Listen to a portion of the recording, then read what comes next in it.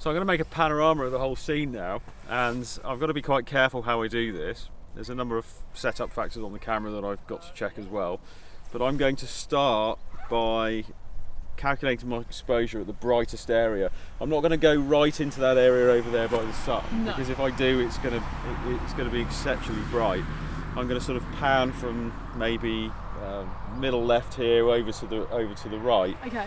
Maybe only about 30 degrees, something on those lines. But remember, I'm going to be shooting a very high resolution camera. I'm going to stitch together maybe 12 images, and this is going to make a 150 megapixel plus image that's going to be very large indeed.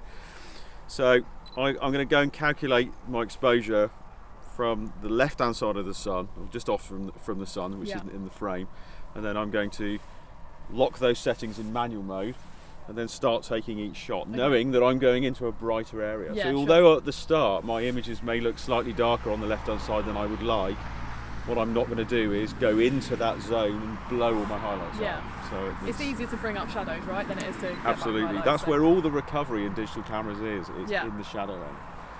So on the back of the screen here, what I've also got to make sure, after I've leveled my tripod using my leveling base, which I'll just check, that's all okay, is to make sure that the camera's absolutely level. So I've got the level on the rear screen, and that sets me up so that I've got a straight image. And people say, why don't you just do this in horizontal mode? Why do you always do it in portrait? And the thing is well, if you're going to take 4 shots in horizontal, why not take 7 or 8 in vertical and get an even larger file, just in case you need it? Yeah, why not? You may need it. So if I'm doing it for speed, I might go 1, 2, 3 and that's it. But if I'm doing it for detail and I haven't, like in this situation, nothing's changing very much, then why not just take more shots? Yeah, exactly. Yeah. Explore it. So I've got to finally just make sure that my images are going to be sharp. Make sure, because I've now changed focal length, that I'm in focus. And then I can start to make my way across the landscape. Right, so I'm in live view at the moment, and one of the things I've got to do is critically focus. Every time I've changed the focal length, I do want to double check. There's a thing called cameras being lenses being par focal, I should say. What that means is that at every focal length, the infinity is exactly in the same place. So in other words, if you focused it at 100mm, if you zoomed into 400mm, it would still be at infinity. Do you see what I mean? Yeah. So this lens is very good actually, but it's something I always like to check to make sure. So I'm going to really, really critically critically focus it. What I do is I go to the point of focus, I go past the point of focus, and then I come back. And I might do that maybe a couple of times just to make sure that I am absolutely bang on.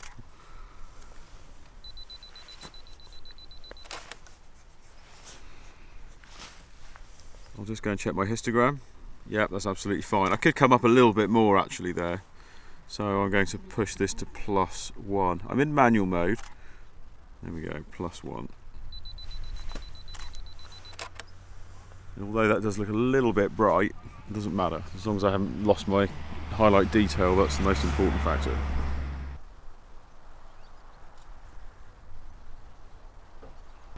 So I'm just going to do a test exposure. This is the far right hand side. I'm going to make sure that I'm not clipping my highlights out. It's going to be vital. You can see that I'm pretty close. That's absolutely fine though, because I'm going to start to the left and work into that scene. I could start on the right and work to the left if I felt that was necessary. But one of the things I wanted to also show you was I'm in grid mode. Now, I'm going to just zoom in and make sure I'm 100% in focus. Pick out a tree or something on those lines. There we go. Make sure I'm absolutely bang on. That's fine. And now what I'm going to do is I'm going to move a point that's here to here, if that makes sense. So I'm going to move a third across and a third across and a third across again. So I've got a third overlap at all times. And this will allow me to make, or shall I say, it will give the computer a lot of information. It will give the computer a lot of overlap. So when it comes to actually stitching this together, it should be very accurate indeed, and it shouldn't have any problems at all. It's when you start doing this that the problems occur. Rather than this with the nice overlap, you're doing that. That's where the issues really start to happen, where the computer can't stitch things together. Remember, when you're dealing with misty mornings as well, what tends to happen is that you have a lack of detail. and the computer doesn't have the same thing to latch onto in each part of the picture, if you see what I mean. It's looking for the same features in either picture. So That's a really good tip, actually. it's very important that you give a generous amount of overlap.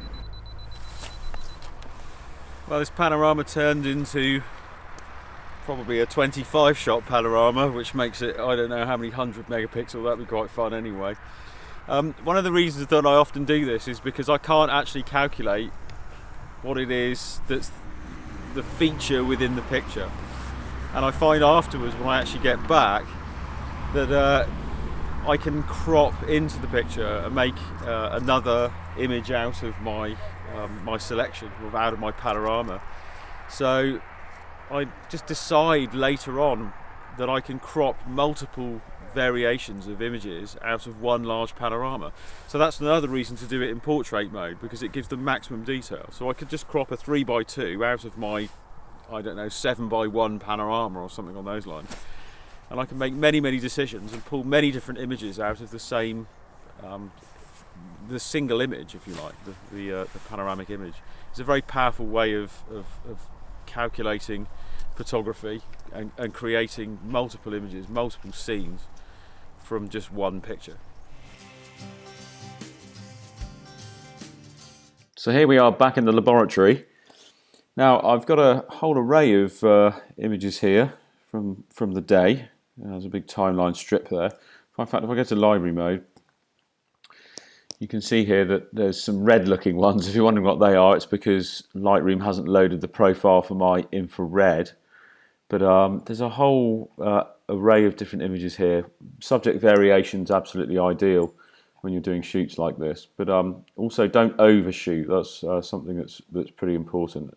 Know when to stop is a very good sound piece of advice.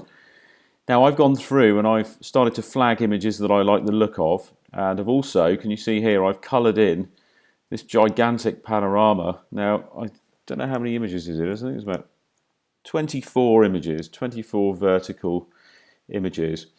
And what this will allow me to do is give you a demonstration of not only of just some basic processing, but also how I'm going to assemble this using a piece of software called PTGUI.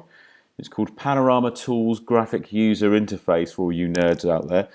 And the original version was just lots of sliders and data, believe it or not. And then, of course, they've made a graphic user interface. But it's one of the most competent pieces of panoramic software because it can do all sorts of interesting things that both Photoshop and Lightroom can't. I mean, the fact that Lightroom and Photoshop do what they do, and the fact that they cover so many bases is really amazing. But of course, you're going to get specialists in specific fields, and that's what PTGUI are, especially with panoramas. I've been using it for about 6 or 7 years. Now, just some quick thoughts. I had a very brief period where the light was nice, not enough to actually, sadly, get everything in the same conditions because of the sun moved up. It came over the top of some clouds and was very orange for a very short period, around about a minute, and then you can see it's faded to a sort of like a softer yellow. When it came to doing the actual panorama, the light had changed considerably, and you know, wouldn't it be lovely to have light like this throughout the entire panorama? But it wasn't the case. So I've got to work with what I've got and enhance what I've got and bring it to a nice level. And I'm going to start by showing you how I would adjust this panorama. Now I've actually done these steps already, but I'm going to walk you through what I've done once again. If I go to the first image of my sequence, what I do is I start by finding the brightest point, and you can see there. Now the pano I did, sadly, was right to left, and I did this because I started at the brightest area, you can see here, and then I worked, and you can see there by looking at the film strip, it gets darker and darker and darker as it goes across. Now the camera's in manual mode, the camera was in mirror lockup, and I was being very careful about making sure that my overlap was a third. I did that with a grid, if you remember. I've got the grid mode on. Literally, all I have to do is move the first third to the second third, if you like, and just keep working my way across. And that gives me a nice third strip there for the computer to work with. Once that's all been technically pieced together, then what I do is I start working on one file, the brightest one of the sequence, which in this case was the first one. You can see down through there I've made some minor adjustments to the picture, nothing crazy because I've got to go into Photoshop yet as well. And then after that, what I've also done is I've applied the all-important lens correction. This stops any vignetting in the corners and means when the actual panorama is stitched together, I won't get these weird darker areas in my very smooth, clean sky. So that's absolutely vital to make sure that you tick on lens correction. There's some other quick things to say. Tone curve, there's nothing on. I don't use tone curve in here because tone curve will also adjust my colours as well as my contrast. I'm only on a quest for contrast at this point. I don't want the colours to be altered. And you might think, well, how can you alter the colours? It's supposed to be a tone curve. Well, red, green and blue channels are linked together at this stage, and what you can do if you add too much of this in is change the hues of the picture and also the saturation of the picture. So I don't want to do any of that. So I'm just going to, I don't want to delete that from disk, but I want to remove these points, and I'm going to work with a flat curve so that I can get into Photoshop and do the work in there. So rather than take you through opening the program and importing, I'll pause the video here and I'll see you in PTGUI. So I've got all my pictures in here, and the first box that pops open is this one that says we don't understand what this camera is, and that's of course because it's a 16 Mark II. The update hasn't been done for this yet, but it's very easy to get around. All you do is you put a crop factor, focal length multiplier, as it says in there, of 1, because it's a full frame camera. If it was a 1.6 crop, for example, or something similar, it would adjust all the size of the imaging sensor accordingly. But in this case, of course, it's full frame. So that's what I do. It comes up with 24 by 36, and then I click OK. And no doubt PTGUI will update their database in the very near future. So I've got all my pictures.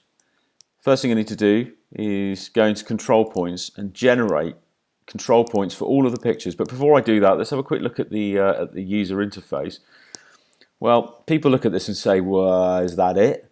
Well, hiding underneath the surface is one incredible engine, but also if you click this advanced button here, you get a whole load of extra tabs that come up. Now you can see if you look through, look, there's source images, shows me the size of my source images, where they're located. Lens settings, it's all getting rather tables and charts at the moment, but don't worry about that. There's all sorts of things here to say what type of lens it was that you shot, what your focal length was, just additional data. Panorama settings, what sort of panorama? Rectilinear, we've got cylindrical, spherical, all sorts of other crazy ones, but we'll be using rectilinear for this pretty much. I assume we will anyway. Crop, if you wanted a crop, you can do it. I don't do any of that in here, but this is a very useful feature, which is mask. Now, it allows you to say, right, this is one image here on the left, this is one image here on the right, there is an overlap between them. Once the control points have been generated, if there's kind of strange movement going on, let's say a person walked through the scene in the very distance and they appear twice within the picture, you can say, okay, I'm going to use this here, the red, and I'm going to paint out that person so they're hidden in the picture on the right, but they're visible in the picture on the left, and that means you won't get a ghosting or a weird, strange arrangement. Obviously, if you're shot in a busy shopping mall, this is going to be slightly more complicated, but if you were out in the countryside and let's say a plane flew through the scene, you could say, well, I'll keep the plane in one picture, but I'll delete it in all the others. So that's very, very handy. It just takes the data from another picture to create the overall master. So that's particularly good. Look, it's all getting charts again. We've got image parameters, things you just might want to look at, but you don't really have to worry about too much. This will show you where my control points are generated. You can actually, of course, manually add them in if you want, but I'm not going to do that. I'm going to get the computer to do it. You've got to optimize the project as well. You can even do this, which is absolutely insane, which is you can get a +2, 0, -2 exposure bracket, and then you can say take 7 different compositions across your image, and you can load, let's say, 21 pictures into PTGUI. The first thing that happens, it'll open up and say, I recognize all of these have come from an exposure blend, an attempted exposure blend. Would you like me to not only stitch these together in a panorama, but give you exposure blending controls as well? How amazing is that? I've used that on a number of successful pictures. It's particularly powerful. You can even load 3 images into PTGUI as they are, not a panorama in other words, and use it to expose your blend pictures. How brilliant. Project settings, there's a myriad of tick boxes I can't be bothered to take you through right now, but if we go to, for example, create panorama, in here I can set up my panorama so that I can get the maximum quality, biggest size, different settings for JPEG, TIFF, PSDs, all the rest of it. But I'll come back to that in a bit. So let's start by going to the first page, our project assistant. I'm going to go to control panels and I'm going to go to generate control panels, and what this will do is find similar positions in every single one of the images. Although the panorama is back to front in that sense, it's going from right to left, this shouldn't cause me any problem at all. So I have this little hyperlink down here that says optimize, and when you click on it, what it does is it looks at all the images and gives you a kind of score. Now this score here says, look, this is very good. I'm very pleased about that. It also says this is good, this is not so good, this is bad. No, this is not so bad, and this is bad, I think it is as well. But it also does the seminal, this is too good to be true. Now, when too good to be true turns up, it's because you've put 3 identical images, one on top of the other, let's say, and it doesn't believe that that's actually anything someone could have moved or stitched. So we're always aiming for too good to be true, but very good, that's where it's at. So I click OK. Now I can go to my panorama editor. What on earth is this page? Well, this is my kind of desktop area, if you want, and there's my panorama sitting in the middle. I've got a number of tools at the top left here that'll help me assemble it, and one of the things I'm going to do first is click on that, which says, right, I'm going to position this somewhere near the middle. You can see that I can then enlarge my desktop again, and I can keep joggling these settings, there we go, to get a full screen setting there. Now you can see it's a little bit on the banana shaped, very, very slightly, you can tell by the edges, but it's, I mean, you know, this is 24 images put together with a level tripod, a leveled camera, and to have only that small amount of error, I'm very happy about. The great thing about PTGUI is you can actually even change things further by moving the panorama up and down, and this is what you can't do within Photoshop. You can see there, look, my edges are now slightly more leveled, but I'm noticing there's a very slight moustacheing going on, a moustache effect, and that is because I've probably gone over, must have been, you know, 60-70 degrees as I've gone from right to left. That is what happens. You will get these moustache shapes. That means it should be a cylindrical, and when you hit cylindrical, you can see there that everything now sorts out. In fact, it's bowing back the opposite way. So let's move this back into position. Now if you click the right button and pull down, you see you can also change the angle. It's brilliant. And you can see these grid lines. Well, we can move the grid lines so they're bigger or smaller, or we can just line them up with things. So I'm going to try and get this grid line here to line up with my horizon, and that looks pretty good indeed. You can see the bottom's still a little bit bowing, so maybe I need to just bring this up a bit more. Let's bring it up slightly more. Okay, something like that. Now, if I just rendered my panorama like this, it would create the longest edge being all of this. Now, what I can do, which is really great, is I can hover over the edges, my cursor changes to a line, and I can pull this down, and now I can say, no, these are the edges of my panorama. Although this is my workspace, I'm omitting all of that. So let's just bring this over. There we go. Just a fraction in on the edges. I can make crop decisions later on, remember. I'm not interested in doing artistic crops in here. So you close it rather nervously. It's all ready to go anyway. You go to create panorama, and now I just put my settings in. TIFF, 16-bit, and no compression. Once I've done that, I click set optimum size, and it's a walloping 36,370 by 6,118.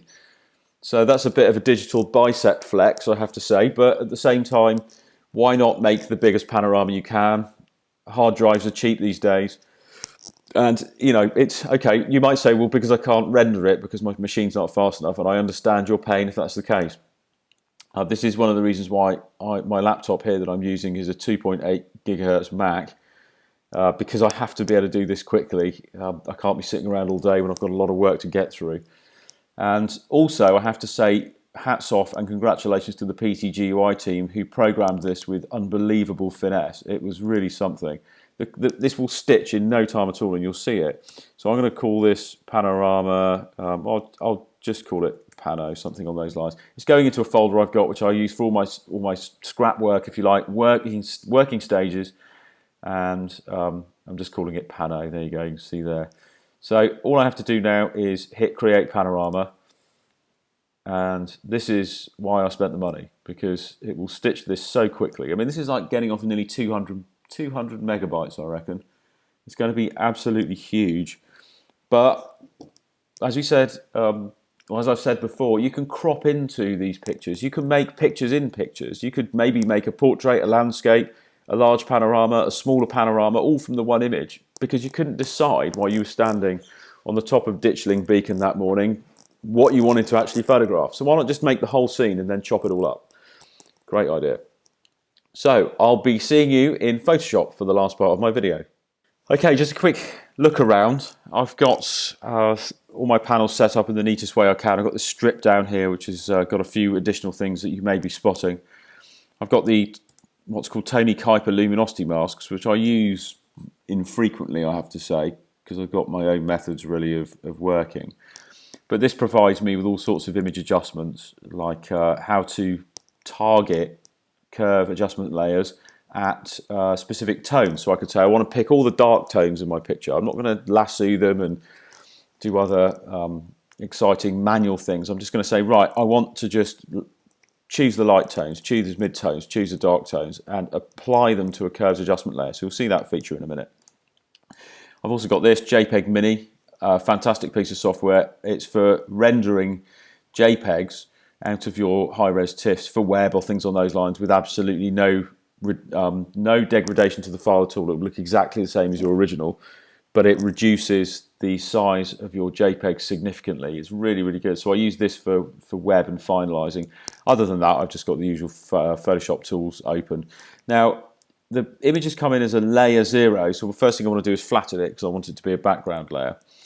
But why don't we go and take a look at all of this and have an assessment of what's going on. So I always do this by going into full screen mode by pressing F a couple of times, and then I start to zoom in and have a good look. So the first thing is, I mean, the render of this has come out impeccably well. There's nothing I've been able to see in my preliminary look through that has any errors. We've got these lovely beams coming off, providing this very subtle sort of 45 degrees.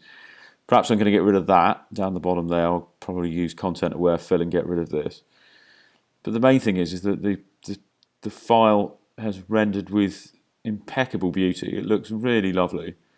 So I'm very pleased with the fact that not only has it come out so well, but also from the fact being that for the first time in a long time, doing some video presentation work has given me really wonderful conditions and something very much to get excited about, especially when making video presentations. So this is great. I'm sort of seeing a number of different images within images, and let's have a look at a few of them and see what we can assess. So I'm going to use the crop tool to start with, and I'm just going to do that because that's something I've spotted straight away. Now, I'm going to just crop it, and I'm going to make it full screen so I can get an idea of it. Yeah, that's really nice. Look at this. We've got this sort of diagonal construction here. There's almost a line going through here, an invisible line, because you've got this area here, and then you've got this area here going across the page in a diagonal. We've got to be careful about our edges and what we include and what we exclude. For example, I'll probably tidy up things and get rid of that. I'll get rid of this because I can see them, they're nagging me. I've actually got my finger in front of the screen here, and I use that to sort of block things out so I can see the picture without the distraction. But that looks really very nice indeed. But anyway, I'm going to revert back to the original. Let's again have another look, see if we can find something else. Well, I think I've been spotting that as a possibility as well. Let's have a look at that. Yeah, that looks lovely as well. Maybe I'll come in slightly more from the left, maybe something like that. Get rid of that tree. That does look very nice indeed. You're going to get this situation where, like, there's these trees here. Maybe I'll be able to take them out. I don't know. Maybe they don't need to be taken out. I'm not too sure at the moment. But that's another really nice shot with layer after layer after layer, and it takes you right back. It's going to have a look at 100%. It's going to have a look at our very distance. Wow, look at that. You'll notice all sorts of things hiding in among these pictures. There'll be houses and farm animals and all sorts of things happening. It's really good. But you can see the render that is capable from this Canon 6D. It's really, really something. I'm absolutely amazed by the quality of it. Just like I am with the 5D Mark IV, which is another amazing camera, my main camera. I really don't understand, and I'm not just saying this for political reasons, why this camera has had such a bashing. I've been looking at some of the online articles that have been coming up with people sort of saying, oh, I'm trying to push this camera to +5 with 100% on my shadows and blacks, and I can see noise and everything at low ISO. I go, any camera you can't see that with, and I understand that different cameras deal with different things in different ways, but you've got to use these things as proper tools. You have to use these things in the correct way and be able to enhance your images, not just do something ridiculously amateur and then try to rescue it by pushing the living daylights out of it. This fascination with this in this modern digital world is on the same level as people wanting to just destroy their natural world with too much extensive image processing, and I don't understand it. But each to his own, I guess. If you do want to sit in your office just griping about the quality of things rather than getting out there and using it, well, that's completely up to you. Let me just have another go at that. I've seen a slight edit, I think.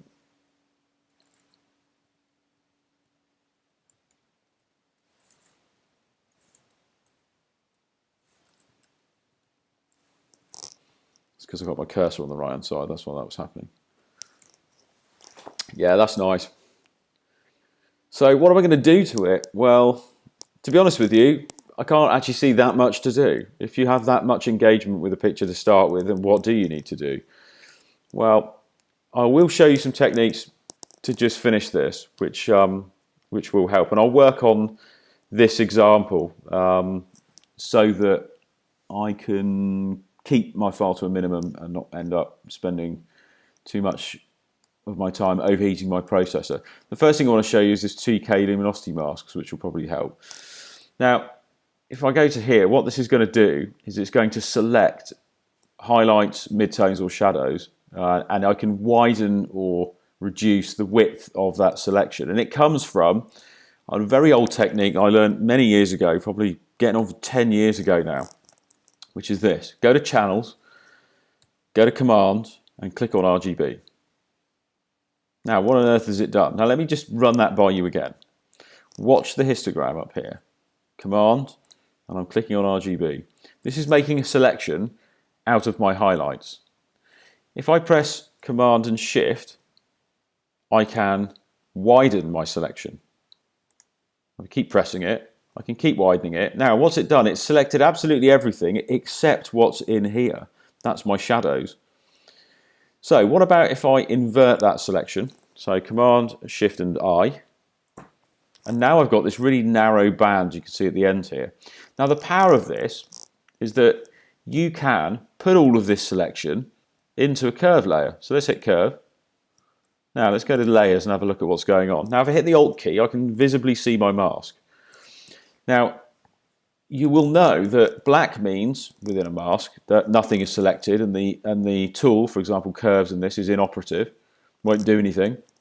And that white means that it's selected and that the curve will be active. But when you've got this situation, what you have is the curve will operate and it will do nothing to these parts of my picture. It will do a little bit to the grayer areas and it'll certainly do a lot more to the whiter areas down the bottom here. So let's press Alt, let's look at the image again and let's double tap the curve. And now look what happens. I'm going to put some points on here because I don't want the curve moving in any other zone other than the darker area here. But look, if I get this and push this up, you can see, look, it's lifting and dropping my shadows down without me doing any brushing whatsoever. This is a fabulous technique. And I did that without any software, just using Photoshop. Let's have a look at another way of doing it. Channels, Command, let's click on it again. And this time what we'll do is we're going to go the other way and we're going to make a very fine selection of highlights.